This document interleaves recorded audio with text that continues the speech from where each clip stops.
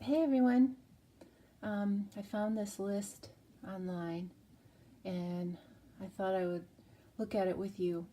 And I'll admit, if I do these things, I just glanced at it. I probably will just tell stories about my life or something in case you're someone trying to understand an INFJ, or you are one and you're younger than me and you just heard about this. I'm 45. I've always known I was different. I'll recognize another one, another one of me. And it's just like this kinship of understanding. And I developed a language for it myself um, before, like I said, I understood it was a thing. I actually called us the noticers because not much gets past us. And we can get fixated on stuff like that. And we notice everything. We notice people. We notice ourselves. And I knew people were put off by me, but I didn't really understand why.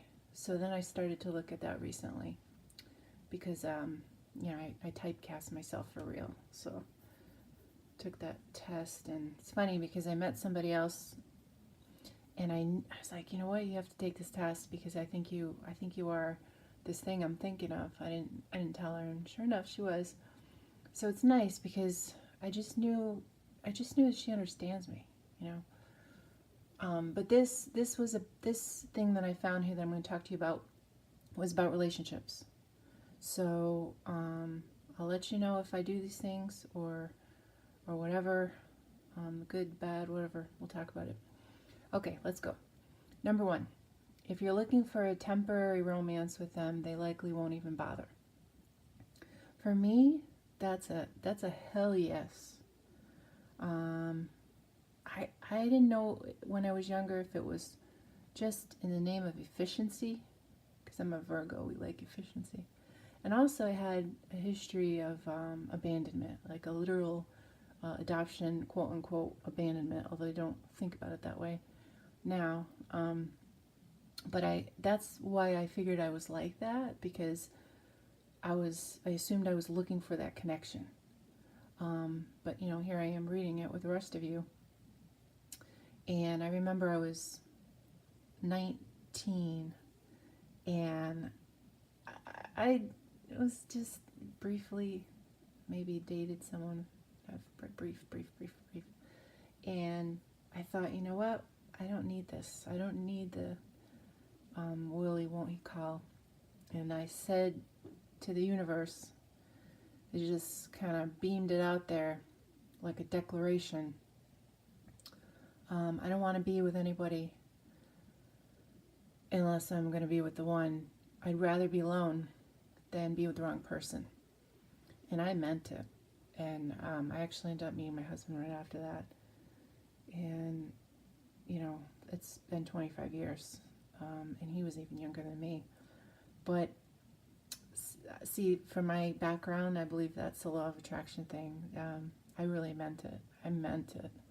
And then I attracted what I had in my mind with someone else that must have had that too. And obviously that's our destiny together. But yeah, I didn't know other people were like that. But yeah, it was never temporary. It was just a waste of time. Number two, they sometimes forget to take care of themselves. Yeah, that's another hell yes. I forget I have a body all the time.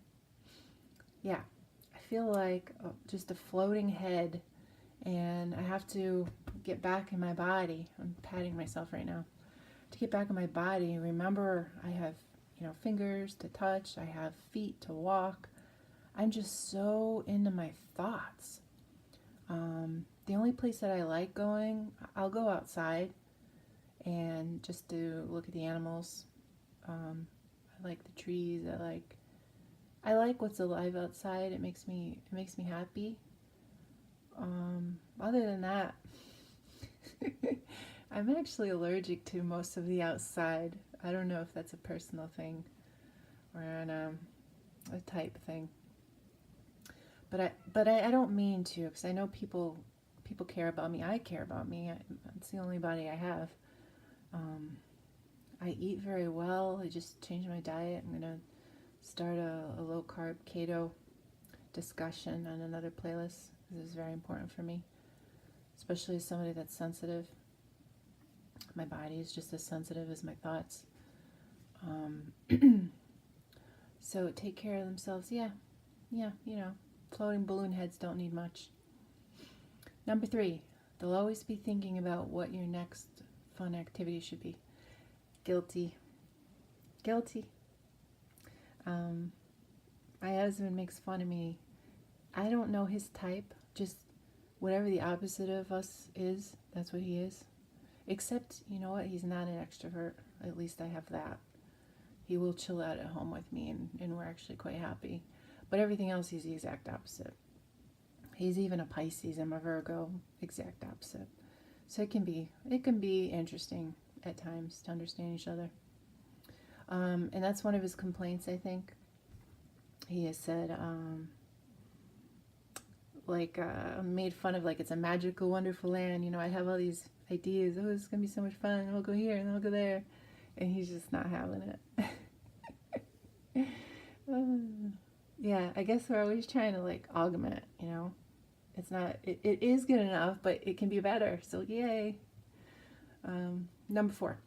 Someone who puts a lot of emphasis on labels, designers, or money is immediately off-putting. Yes. Oh my God, yes. And I don't judge them, you know. Have fun. You have money, you like to buy beautiful things. That's wonderful. But what are you thinking about those things? Because I'm going to pick up on the fact if you think you're somehow superior, not just to me, to anyone, I will pick up on that. And no, I won't like it. I won't like it at all. I won't be able to talk to you. INFJs can be loyal to a fault, but this doesn't mean it's an opportunity to take advantage of them. Yeah, that's really true. And I've seen and heard this in other forums. There's even something called a door slam, which I didn't really look into it, but I've done something that would sound like a door slam a couple of times. I ended up having those people back in my life, but I know that it's difficult because I don't like being that. And I'm sure if you are an INFJ, you understand, because you're a feeling person. You can feel when you hurt that person, it's almost like worse than hurting yourself for some reason. And you don't ever want to hurt anyone. But people, if they push and push, I know the times that I bit back, it was after a lot of me telling them in emails, telling them in words, telling them exactly what I'm thinking over and over and over again. And they were not in the place to hear it. And you know, like we're saying here, don't take advantage of them. They are paying attention. I know it's not very nice to say, but it's like keeping score. I'm kind of evaluating how much value you give me, and yeah, that's just part of all the calculations that we're doing in our head. I can't say I'm sorry about that. 6, INFJs can be very strange people. Yes, I know that.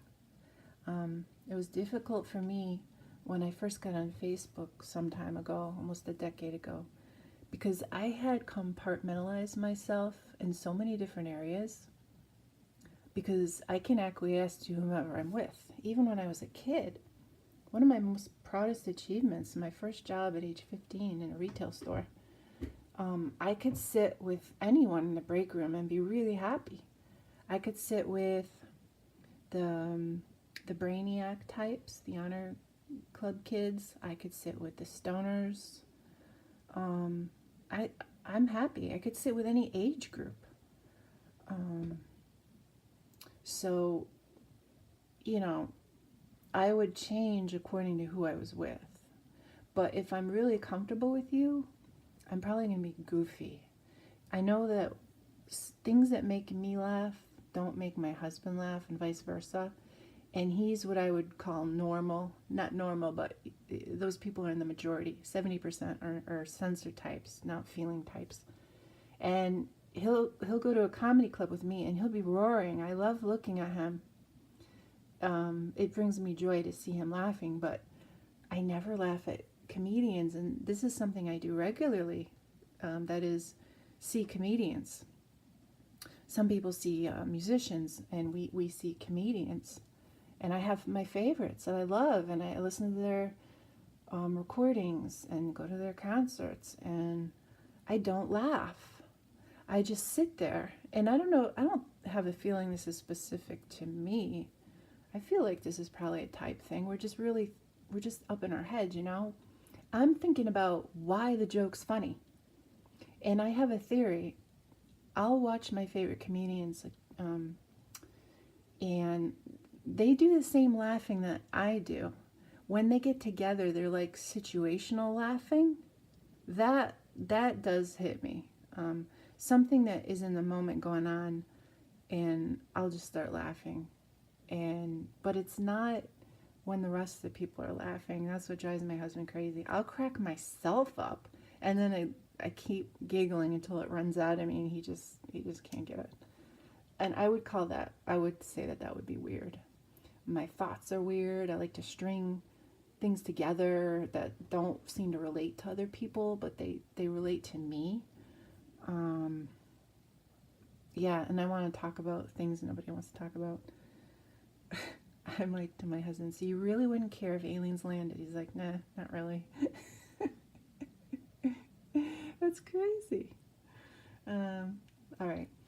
Number 7, they'll always be able to pick up on when you're lying or being deceptive. Absolutely. And I've been like this for as long as I can remember. Even you ever watch television, this might not be specific to us. You know when there's never anything in the styrofoam cup when you watch something? It drives me crazy. And I'll look and the actor isn't doing anything wrong. It's so glaringly obvious. I swear I'm not looking to critique it. I'm just enjoying the show. But it just jumps out at me. I don't think it jumps out at other people. As for real life trying to deceive me, I don't really see these people or hang out with these people. But if I see like a true crime or something like that, and I'll investigate. You know, years ago, it was Scott Peterson. I remember him on television. I was like, oh my God, he's so guilty. But that seems like an obvious one. The rest of the world is probably doing the same thing. At least I hope they were. But something like that, I can look at them. I'm like, oh my God, I see you. I see what you're doing. And people's true motives. It's not just lying, because there's a lot of white lies. You know, people try to be nice. Oh, it's a good story. I remember I blew up a friendship. She wasn't really my friend. She was a growing acquaintance. I did idealize a relationship with her because she was like all, you know, cool and bubbly and stuff. And I was like that sometimes. And I remember I asked her to do something, and she said she was low on funds. And I knew she was lying. Not for any concrete reason. I knew it. And I didn't want to be dealt with in that way. I understand now, of course, she was just trying to be polite, and that's what the general populace does. But it's not how I think. And I didn't like being, you know, lied to like that. So, yeah, don't lie to us. We'll know for sure. Number 8, INFJs love helping people, especially the person they're focusing on. Yeah, this is beyond relationships. I'm going to get to that in a second if hopefully I remember. I was a waitress, and oh my God, do I love helping people. I used to get their favorite jellies and lay them out on the table. So this was for breakfast. Lay them out. I'd remember everyone's beverages. I wrote down their names and little slips of paper so I could remember them. I'd remember jokes so I could tell them jokes. I'd memorize jokes. I really like assisting people. And if, you know, my husband is our example here, I'll think about him all day. And no, he doesn't get it. And if you're one of me and you have one of him, it doesn't get better. It doesn't get better. And they might be showing you that they love you and care for you and think of you in other ways. For them, it might be showing up to their job every day and working their ass off.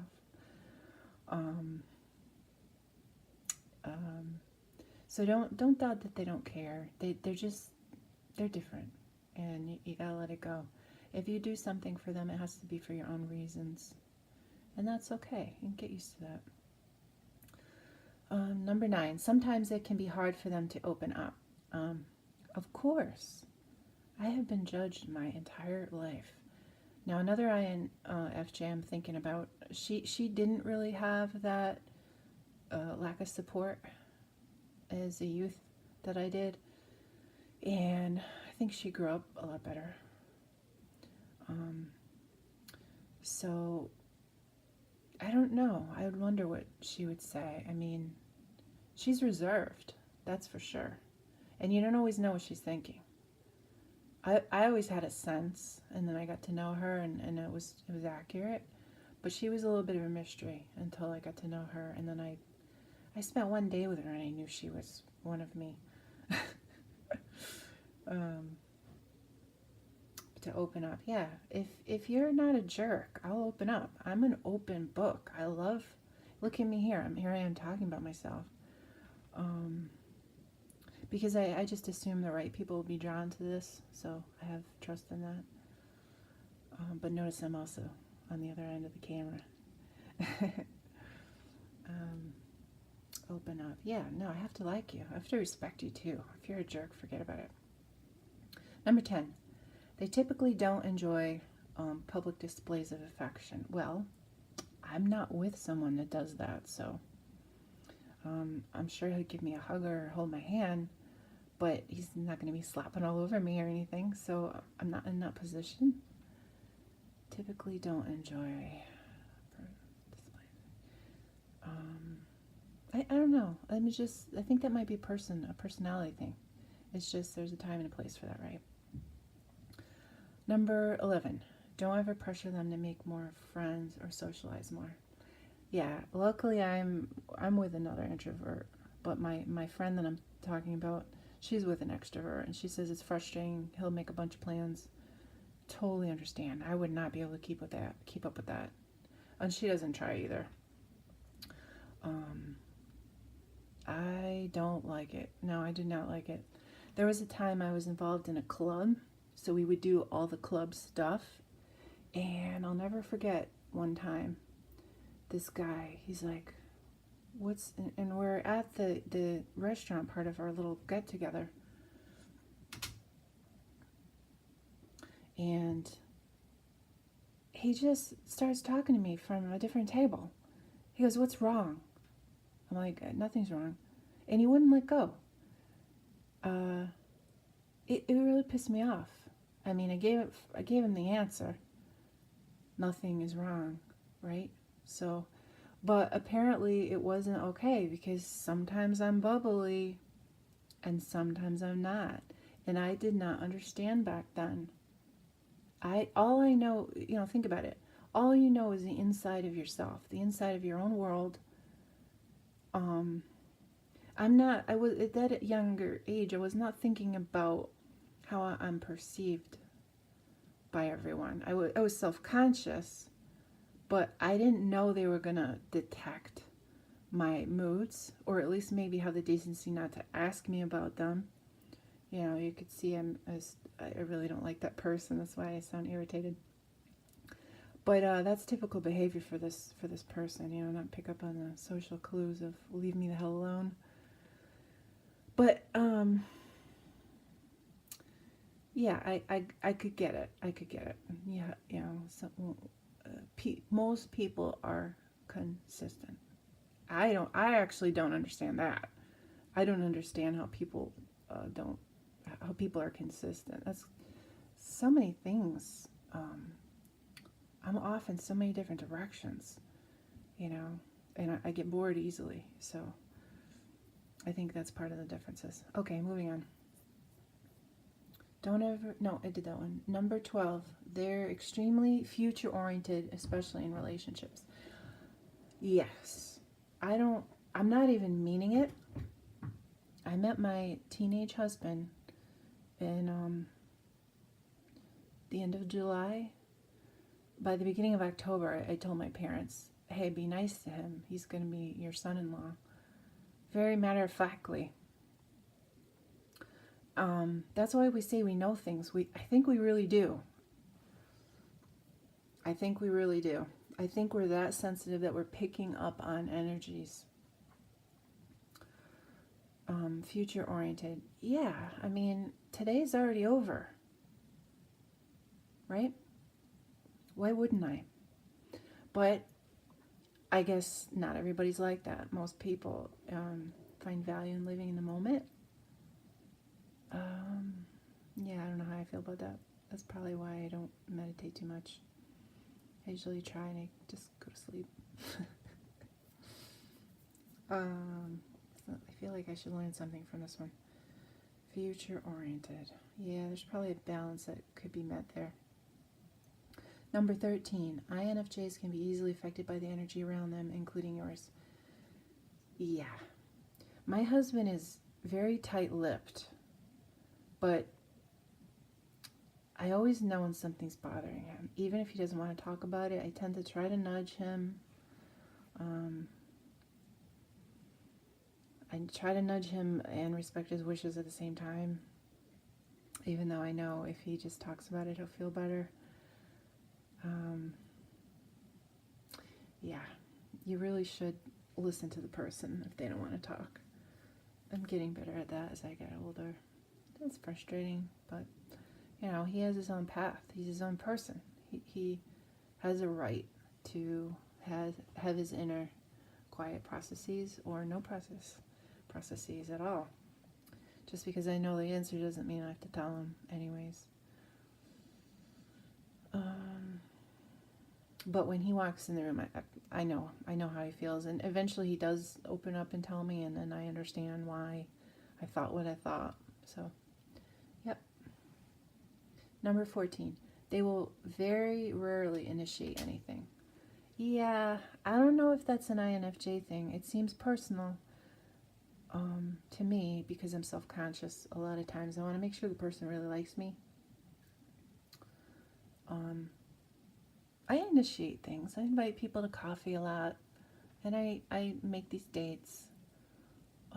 But I think I'm selective. Like, coffee is an hour. I think that's why it's my go-to. You know, I'm very non-committal like that. I don't know if that's what they're talking about. Number 15, if it seems like they're off in another world, it's probably because they are. Yeah, definitely. I have no excuse. Probably because it's more interesting, right?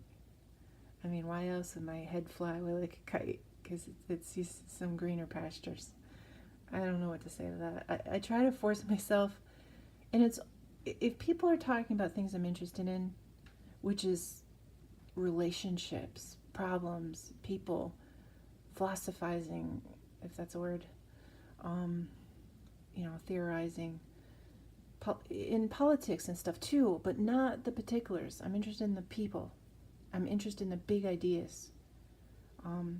What's going on right now is too small-timey for me.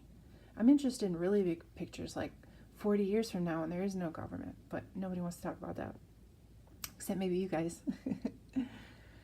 So I am off in another world. My husband will talk about concrete things. I try so hard to picture what he's saying.